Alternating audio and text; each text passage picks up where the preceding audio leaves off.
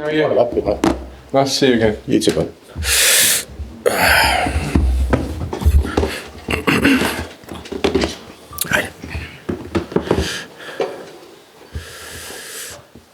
Morning, guys. We'll start with the broadcast section in the embargo, followed by an embargoed section for 10:30 p.m. tonight. No live tweeting during the broadcast section, and use the microphone provided. Michael. Hi, Ange. Go, bud. Any fresh injury concerns last night? Mickey, all right? No, all good. Mickey obviously cramped up. Look, he hasn't played 90 minutes for a while, but positive thing is he felt really good apart from obviously the cramping up. It was a tough game defensively. He had to work hard, but everyone else. Obviously, nothing significant coming out of the game. Quick turnaround. Any fresh reflections on last night? Any additional thoughts? No, not really. I mean, we're sort of 12 hours post it, so not a lot of time to kind of review the game as such. But we'll do that this morning. As I said after the game, tough game. You're playing at Chelsea. It's always a tough venue. They're a good side. Yeah, I just felt we worked really hard to stay in the game, which is important when you're playing, a tough away game. Just really disappointed with the goal we conceded. I thought we had a chance to deal with it a lot better than what we did. And again, when you're playing away from home, that gives you a mountain to climb. But I thought our response after that was good. We obviously scored, got disallowed, and then we had a couple of good chances towards the end. So disappointing to lose, but I think there was enough positive in there. I mean, there was a lot of talking points, but you've always said with the fans, they've got their right to vent, have their right to an opinion. Do you feel now is unity the only way through this now, especially in the league, and what's to come for the rest of the season? Yeah, look, I get that seems to be the main talking point out of last night, which is kind of consistent, that people tend to focus on the internals of Tottenham rather than the externals. But look, I made a mistake last night in that I celebrated a goal. I purposely, I think since VAR came in, I think I was up in Scotland.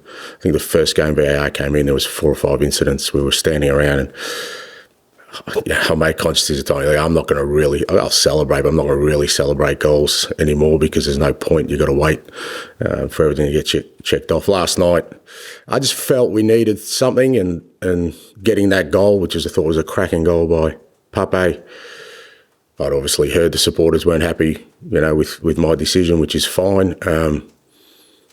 And my response was to celebrate and get them to make some noise now to get behind the team. I thought it was a real momentum shifter, that moment, because I just felt we did finish stronger. So I guess, like I said, my mistake was celebrating a goal, which, VAR has defeated me again, and I won't be doing that again. You said something about, you said you felt such a disconnect with the world these days. Is that VAR in general, or just the season? It's not like you.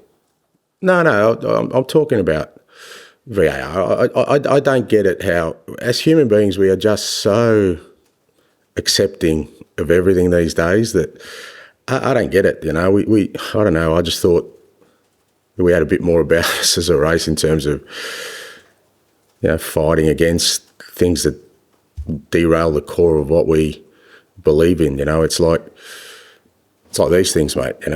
We accepted them in our lives, and now we're trying to reel them all back because we know the damage they do. Too late, horses bolted. The same with VAR and football, but we just let it roll on. This is not a new thing, VAR. It's been there for a long time, and the fact that we're still taking 6 minutes, and the fact that from day to day, literally day to day, you don't know whether somebody's going to intervene or not. Literally day to day, it seems like everyone's okay with that, and that's where the disconnect for me is, because I thought it was a cracking game up until that moment. We were all standing around. I never grew up loving football, and I see other sports where they're happy to stand around and they slot in a couple of commercial breaks as well. But football for me was always about the excitement of up and down, controversies, action all the time. Just like I said, that's where I'm at a disconnect, because it seems like everyone else is quite comfortable with it. I'm glad you cleared that out, because I thought that was more in your general morale, because I can feel this morning you've got a bit of... Oh, mate, I'm fine. Mate, I'm fine. No, it doesn't... these kind of things, I think I said after the game, Matt might have asked me about, the fans and, I don't get affected by that, mate. I've been fighting my whole career. I'll continue to fight till I'm told to stop by someone. And mate, I still believe we've got a massive opportunity for ourselves this year, and I'm not going to let that just slip away. Whether that's from external or internal pressure, I'm totally focused on doing that. And I know you've just spoken about your relationship with the fans. I know last night you asked a lot about it.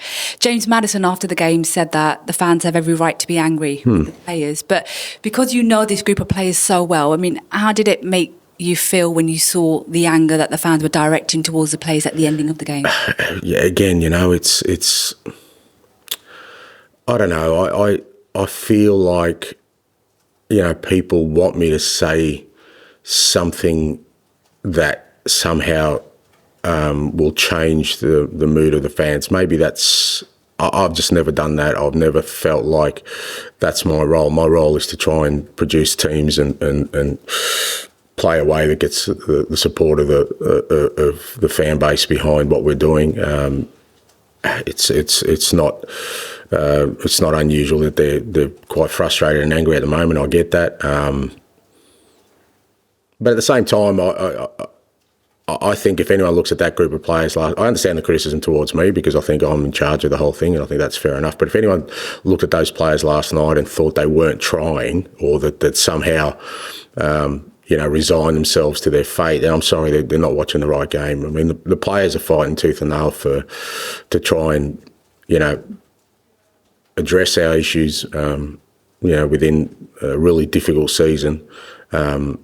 And also, like I said, try and take this massive opportunity that's ahead of us. So, I think it's a little bit unfair to be targeting, the players in this situation. Will you speak to the players in particular today about how will you try and lift their spirits, I suppose, after the way that game went last night?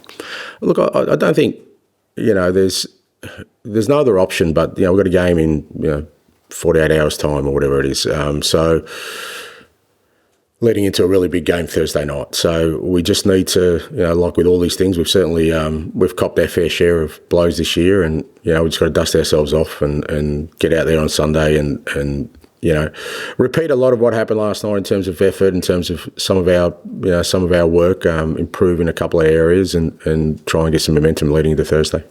With Southampton obviously struggling at the bottom of the table, is this a good chance for you to rotate your starting 11? To a certain extent, I think, we're sort of a little bit beyond that in terms of, I think for the most part, the group's in a decent place physically where I don't have to sort of get players game time. But like I said, I think it's important we get some momentum leading into, the game on Thursday. So we'll make a couple of changes. We won't make too many.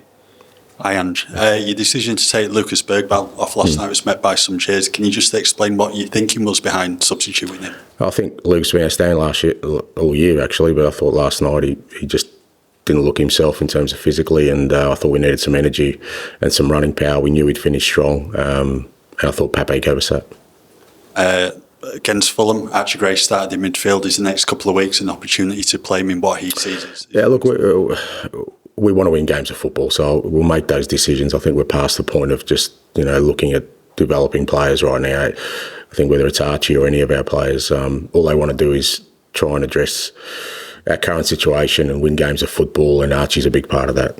Mikey Moore was in the squad last night ahead of Dane Scarlett. Was the issue with Dane, or was that just purely tactical? Yeah, Dane's been a bit sore. Look, it's been difficult for Dane because he's come off not playing a lot with his loan, and he's kind of been working really hard at training to get his conditioning up, and he was a bit sore the last few days, so we decided to give him the weekend off. Not a major issue. Hopefully he's back training today. Thanks, mate. Ian. Hi, Ange. How are you? I'm good, mate. A couple of minutes ago, you were talking about how when you got into started watching football and you didn't see players standing around for a long period of time. Am I wrong to say that I feel like because of VAR, how long it takes, you're kind of falling out of love with the game that you grew up knowing? No doubt. Yeah, it's not the game I and maybe I was influenced by England and particularly the old First Division. It was what I loved about it, as opposed to other leagues, was just the frenetic pace of it. It was always, in English football, there was always something happening. I loved that, and it's kind of influenced me a lot in terms of the kind of football I like to watch. There's plenty of other leagues, we could have watched, but it was always the English First Division that was, end-to-end stuff. Not a lot of teams trying to hold on to wins. It was just everyone going for it. And like I said, it was the speed and tempo of it that I loved. And yeah, I am.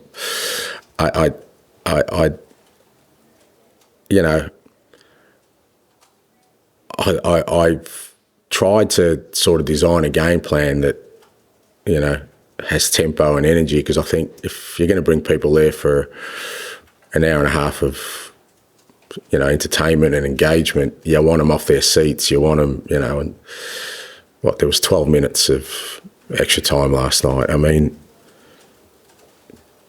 this is not, so like I said, this is not like VAR was brought in last month. It's been in here for a long time, and it's still taking 12 minutes. Now everyone say, oh yeah, but he came to the right decision. Well, like I said, well, that's what people want then. Let's continue, and can continue to get this. I don't like it. I am falling out of loving the game, because I loved celebrating goals. I don't, like I said last night, I did, and I'm paying a massive price for it. I'll make sure I don't do it again, but I reckon that's kind of sad. I do like to listen to what you're saying. I mean, listen, as in take it in. I remember about a year ago when we had another discussion on VAR, you said, in every other sport, technology was brought in to speed it up, but not in football. You did say that, didn't you? Right? Yeah, I did, yeah, that's right. Isn't it sad that I'm sitting here today with a Premier League manager who's admitted they've fallen out of love with the game because of technology? Shouldn't we be looking to go... No, because I'm the lone voice. I don't hear anyone else saying it. Like I said, that's where I said earlier that I'm disconnected. I don't think anyone else cares. It's like I said, it's like, we're just so accepting of everything in life these days.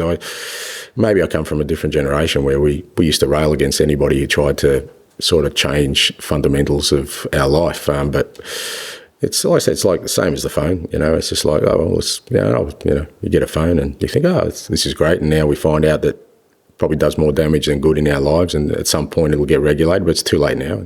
It's the same with technology. It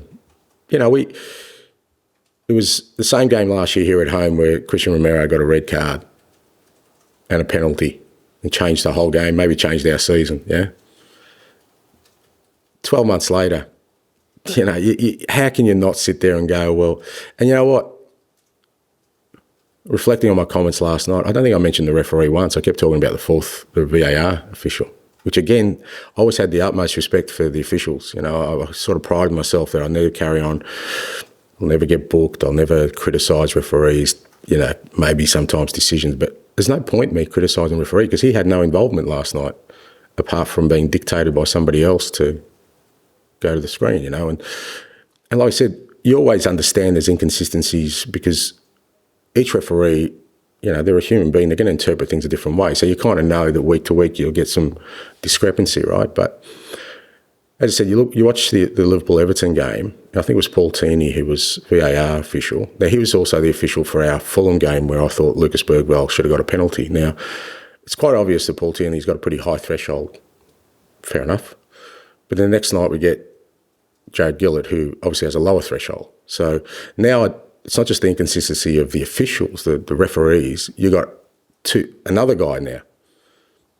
I don't get it. But what you said, sorry, to your original question, isn't it sad? I don't think it is sad. But it's sad for me, but because I'm kind of the lone voice, I don't think it's sad for the game because I think it's where the game's heading. I guess people want that, and I've got to accept that. I'll probably. When I do finally retire, watch less football and try and find another hobby. Can I just change tack a little bit with the fans? Yeah. Obviously, you've been asked a lot about your relationship with the fans. Yeah, when you first came in, those first 10 games, it was all I was hearing from every Spurs fan was, "We've got our Spurs back." Yeah. Has it really gone that wrong? Yeah. Look, again, it's probably a better question for the fans themselves. But look, I understand it. It's been a ridiculously challenging season on all fronts, and I get, and every fan's got the right to show their frustration and anger. Like I said, I think it has at times it oversteps, and when it does overstep, I'm not going to stand for it because, again, I'm a little bit old school with that. But they have every right. And I think I said before the game, it's up to us to try and find a way to get them back on board with what we're doing.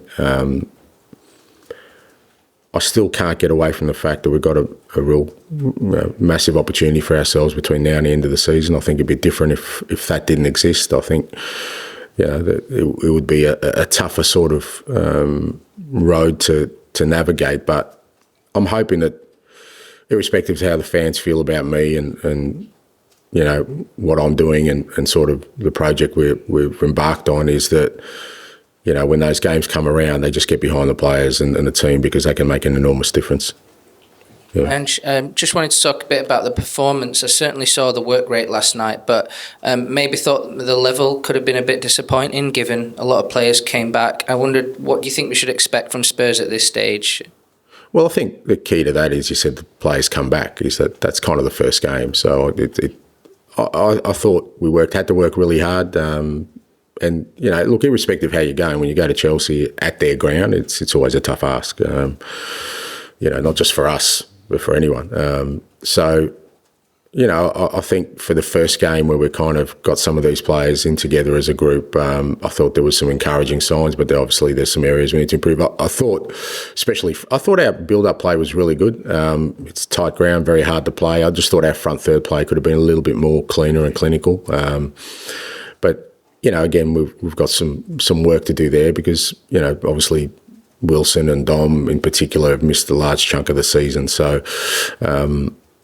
but I certainly saw enough there last night that if we can sort of build on that, and Sunday's a good opportunity to do that, then, we can get to the levels we need to get to for the Europa. Yeah, I was going to go on to that. What kind of level do you need to be at to actually win the Europa League? Clearly, that's the target. How much better do you need to be to sort of win it? Yeah, I think you don't think of it in terms of what we've got to try and do is get to a level to get past Frankfurt. They're the first task, and there's no point looking beyond that. And like I said, if you look at that last night in the context of an away game, that's how difficult away games in Europe are. They're usually pretty tight. Like I said, disappointed with the goal we conceded, but I thought we fought hard at times to stay in the game, and we need to take that sort of mentality to every game you play in Europe, because they all tend to be a bit more cagier and tighter. But like I said, improving a couple of areas.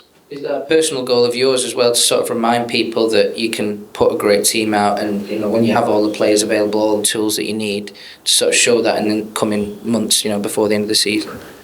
Yeah, again, it's not about me showing anything. It's just about, like I said, we have this opportunity before us where, we're in the quarterfinals of a European competition. So you can't just not understand the significance of that. So we're one of 8 teams that can win a competition. We want to, irrespective of what's gone on before or what's going to happen after, is that, don't let this opportunity get, slip by us without at least us, being focused on trying to achieve that. That's right. And there'll be a protest before the game on Sunday, and the group change for Tottenham are kind of eager for the sort of the players to get support during the game, but to obviously make their message heard. Are you kind of concerned though that the fan base feels quite toxic at the minute, and it could be a toxic atmosphere for the players on Sunday? Oh, look, again, I can't control that. So, as I said before, I'd like to think that irrespective of people's feelings right now, I don't think there'd be a Tottenham supporter out there who won't want us to try and win the Europa League. I just can't believe that, that they'd rather us not win to prove a point. So I'm hoping when the game's on, they get behind the players and we create an atmosphere at home. We know that the home game in the Europa League is going to be really important. We had somebody at the Frankfurt game last week, and he said the atmosphere of their ground that was pretty loud. So we know we're going to face a pretty hostile atmosphere over there. You do that in Europe, so hopefully, we get the same here at Tottenham Stadium and give the lads a boost and give them the leg up they need to get a result. And kind of, I guess, from a team point of view, are you a little bit concerned, kind of attacking wise, where the team is at the minute? 'Cause it feels like, I think the AZ game there was real flashes of brilliance, but kind of over the last month, it feels like the team struggled to kind of break teams down, and feels quite far away from the team back in sort of October, November. Yeah, to a certain extent. Like I said, I think last night there was elements of that, but again, it's kind of, when I look at, like I said, Wilson and Dom have had a real sort of disrupted season, and again, we haven't had a sort of consistency in that front third to kind of get that cohesion, but that's stuff we can work on, certainly, and I think the more we play, that's why Sunday's important. We try and get out there and really try and sort of improve in that front third so that we can, capitalise on. Like I said, I thought our build-up play, and look, makes a massive difference to have Romero and sort of Van der Ven out there in terms of our build-up. I thought our build-up play was really good on a really tough ground to play. But yeah, the front third's the area we can certainly improve in. Thanks. We'll end the broadcast section there and move on to the embargoed section for 10:30 p.m. tonight.